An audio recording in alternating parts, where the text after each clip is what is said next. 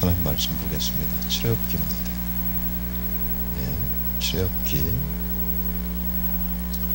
26장입니다.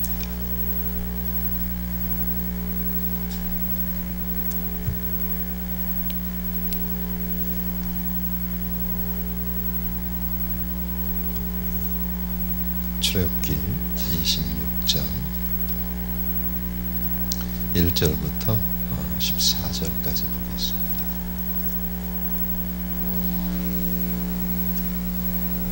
출애굽기 26장 1절에서 14절까지 찾으신 줄 알고 천천히 교독하겠습니다. 너는 성막을 만들되 앙장 10폭을 가늘게 꼰 배실과 청색, 자색, 홍색 실로 그룹을 공교히 수놓아 만들지니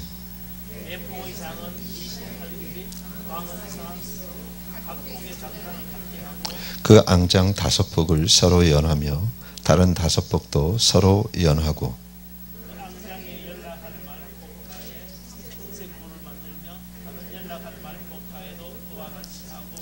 앙장 말포과에 고 50을 달며 다른 앙장 말포과에도 고 50을 달고 그 고들을 서로 대하게 하고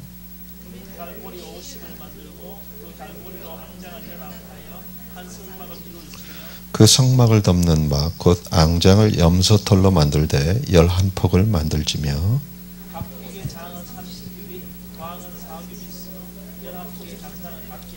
그 앙장 5폭을 서로 연하며 또 6폭을 서로 연하고 그 6폭 절반은 성막 전면에 접어 드리우고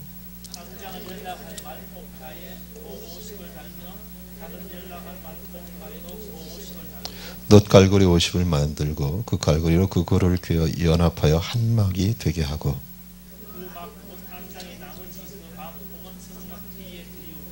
막곧 앙장의 길이에 남은 것은 이 편에 한 규빗 저편에 한 규빗씩 성막 좌우 양편에 덮어 드리우고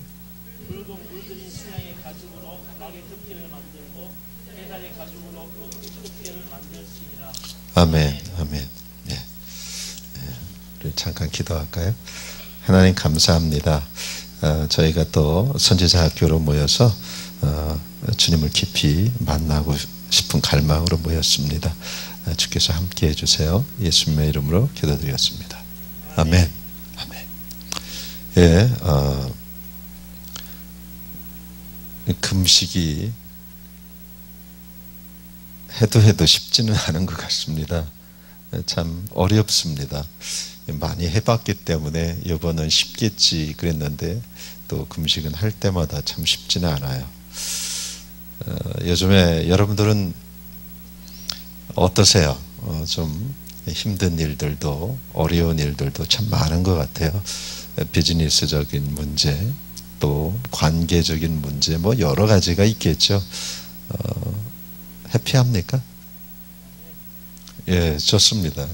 예. 뭐 그냥 해피한 것은 아닐 거고요. 문제가 없어서 해피하지는 않을 겁니다. 분명히 문제를 통해서 여러분이 문제를 이길 힘을 발견했기 때문에 해피할 거라고 저는 봅니다. 저도 참 많은 문제들을 주님께서 갑자기 많이 주시는 것 같아요. 제가 좀 잠깐 느슨해져서 그런가 봐요. 근데 금식도 힘들지만 그런 것들을 통해서 배우는 것은 사도 바울처럼 똑같은 겁니다. 고난을 주시는 이유는 단언합니다. 주님을 더 신뢰하게 하기 위함이라. 그죠? 고린도후서 1장에 사도 바울은 정말 핍박과 많은 죽을 지경까지 간 고난 가운데서 그가 깨달은 것이 있다고 그래요. 그것은 내가 주님을 더 신뢰하게 하려 함이라. 아멘. 예, 주님을 신뢰하게 하기 위해서 하나님은 많은 것들을 통해서 우리들을 더 주님께 가까이 가게 만듭니다. 이것을 깨닫는다면 여러분들은 굉장히 이제 놀라운 모든 문제를 이길 수 있는 힘을 갖게 됩니다. 이 깨달음도 두 종류가 있습니다. 이 깨달음이 두 종류가 있어요. 성령께서 깨닫게 해주는 것이 있습니다. 시편과 말씀 곳곳에 그것은 두 개를 깨닫게 합니다. 성령 하나님의, 그러니까 올바른 깨달음이 있어요. 세상에서 보는 깨달음이 있습니다.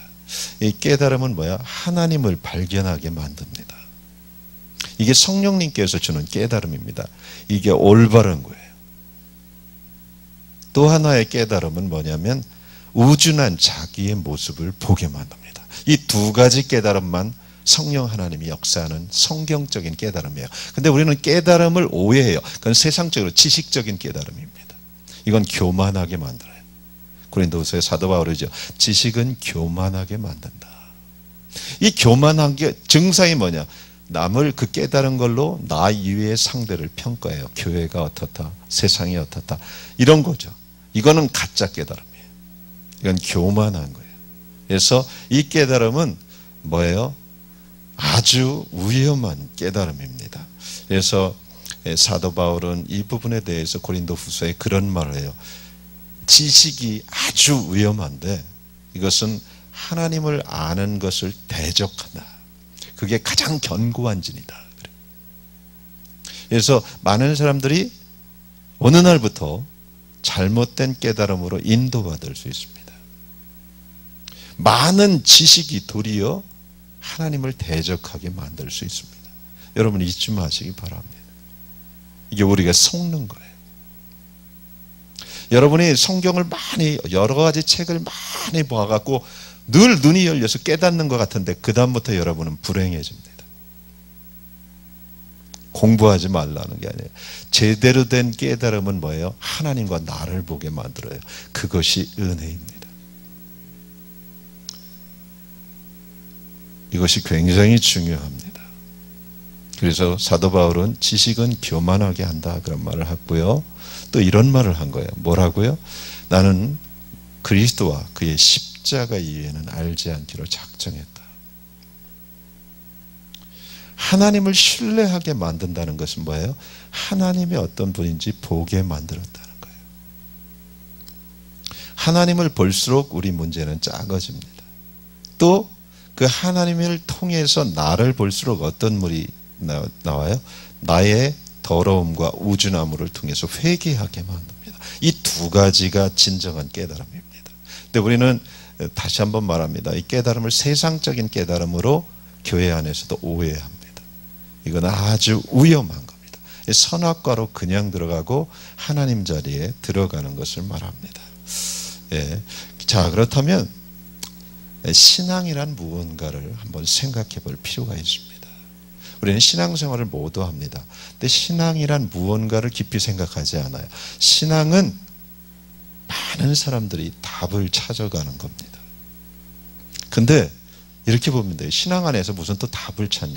제가 이번 주에 어떤 분을 전화로 와서 한번 만났어요. 나는 조금 특이한 분이었어요. 물론 우리 교회엔 그런 분들이 꽤 많아요. 전화를 해갖고 그분이 한 말이 그거예요. 제가 목마르고 배고픕니다. 난 또 무슨 전화를 해갖고 나보고 뭐 하자는 얘기냐. 제가 예수님께 목마르고 배고픕니다. 근데 거기 가면 답이 있을 것 같다고 하는데 제가 들었습니다. 기도에 나와도 됩니까? 그래서 남의 교회는 잘 안 받습니다.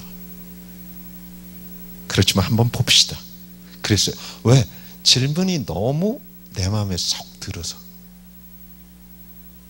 교회 뭐 평가하고 그렇게 상담 오는 전화들이 있잖아요. 그래서 그분이 와서 어떤 분인가 보고 싶었어요. 그래서 보니까 실제로 주님을 만났는데 만나고 보니까 목이 너무 마른 거예요. 근데 그 목마름을 채워주질 못하는 거예요. 그러니까 그걸 찾아서 자기가 돌아다녔대요. 물론 한 교회를 섬기면서 전도도 하고, 근데 그 목마름이 너무 깊어서 매일 철야를 했고 이런 거예요. 근데 아무도 자기를 예수께로 인도하지 않는 거예요. 나는 내가 목마른 건 예수를 만나고 싶은데 더 깊이 하는. 물론 영적 체험이 엄청나게 많죠. 그래서 제가 그랬죠. 주님을 사랑합니까? 그래서 말이라고 합니까? 주님을 너무. 그럼 당신은 참 잘 가고 있는 사람입니다. 물론 쳐야 할 가지가 많겠지만. 그리고 제가 기도 제목을 주었어요. 사랑하는 여러분, 신앙이 뭡니까? 우리는 신앙에서 답을 찾으려고 하는데 실제 올바른 답을 찾기 위해서는요, 예수를 보낸 그분의 생각을 알아야지 올바른 답을 찾습니다. 많은 사람이 신앙생활을 하고 있어요. 교회 다니고 기도하고요, 응답받기 위해서. 그렇지만 여러분, 이거랑 똑같아요. 어떤 분이 저에게 책을 읽어보라고 책을 몇 권 줬는데 그 중에 한 부분이 이거였어요. 책의 제목, 시험을 공부를 잘하는 사람의 특징이 뭐냐? 출제자의 의도를 생각하고 시험장에 들어가는 사람이에요. 90% 이상이 시험 잘 보려고만 노력하지, 무슨 얘기인지 아세요? 답을 찾으려고만 하지, 아주 극소수의 가장 우수한 학생들의 특징을 재보니까 출제자의 의도가 무엇인가를 고민하고 시험장에 들어간대. 그러면 그런 가장 출제자의 원하는 답을 찾을 수가 있어요.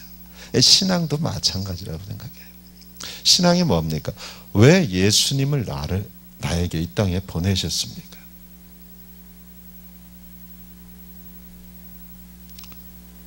나를 구원하기 위해 그 정도 잡다는 게 아니라 출제자의 의도는 뭐였을까? 이것을 안다면 우리는 신앙을 정말 생명력 있게 할 수 있어요. 그것은 뭐예요? 나를 사랑하는 거고요. 두 번째, 나와 더 깊이 사랑에 빠지는 거예요. 이게 출제자의 의도였어요. 이것을 어떻게 하냐고요? 가장 크고 첫째 되는 계명이 뭐예요? 마음을 다하고 목숨을 다하고 뜻과 힘을 다해 준 너의 하나님을 사랑하라. 가장 크고 첫째 되는 계명이라는 것은 하나님이 가장 원하는 계명이에요. 근데 이것이 신앙의 본질이에요. 근데 이것을 하면 할수록 여러분들은 이 세상을 이길 수가 있어요. 그리고 가장 감동적이고 가장 행복한 크리스천 라이프를 살 수 있어요. 여러분, 세상에서 돌아봅시다. 사랑에 빠진 사람만큼 행복한 사람이 없어요. 돈을 많이 벌었다고 행복한 거 절대 아니에요.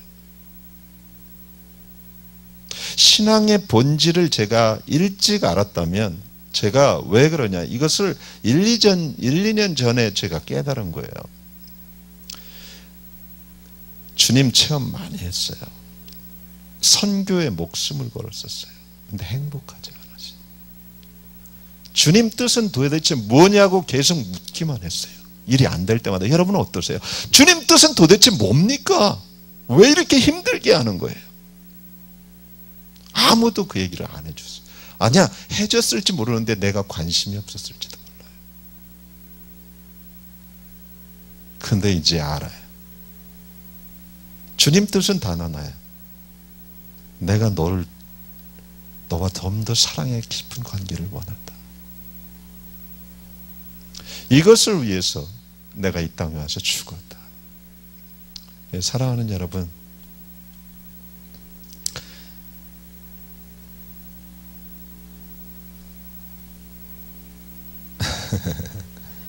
예, 괜찮습니다.